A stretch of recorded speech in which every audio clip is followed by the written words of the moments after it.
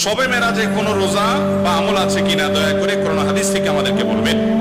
দেখেন, শবে মেরাজ নবী করিম সাল্লাল্লাহু আলাইহি সাল্লামের যে রাত্রে মেরাজ হয়েছিল সেটা হলো শবে মেরাজ।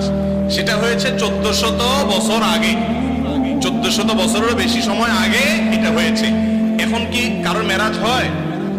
তাহলে মেরাজ তো একবার হয়েছে নবী করিম সাল্লাল্লাহু আলাইহি সাল্লাম, এটা কি প্রতি বছর করে ঘুরে ঘুরে আসে? মেরাজ তো প্রতি বছর আসে না। হ্যাঁ, যেই রাতে তার মেরাজ হয়েছে প্রতি বছর ওই রাত ওই তারিখটা যদি ঘুরে আসে ওটাকে মেরাজ বার্ষিকী বলা যেতে পারে।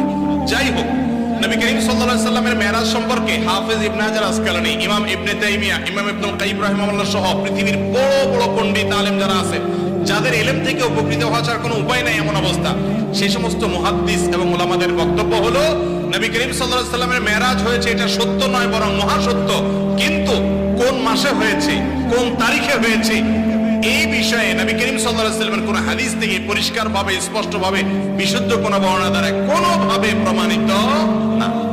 আমরা যারা 27 তারিখকে, রজবের 27 তারিখকে শবে মেরাজ উদযাপন করি, আমাদের এই উদযাপনের কোনো ভিত্তি নাই। আমার কথা না, ইবনে হাজার আসকালানী রাহিমাহুল্লাহ বলেছেন যে অনেকে এটা করে, এর কোনো ভিত্তি, গ্রহণযোগ্য কোনো ভিত্তি নেই। ভাইরা আমার, মাস তো বটে, সনটা পর্যন্ত সাহাবীরা ফিক্স করে দিয়ে গেছেন এমন কোনো বর্ণনা পাওয়া যায় না। অনেকে বলেছেন রমজান মাসে মেরাজ হয়েছে, অনেকে বলেছেন রজব মাসে হয়েছে, অনেকে বলেন জিলকদ মাসে হয়েছে।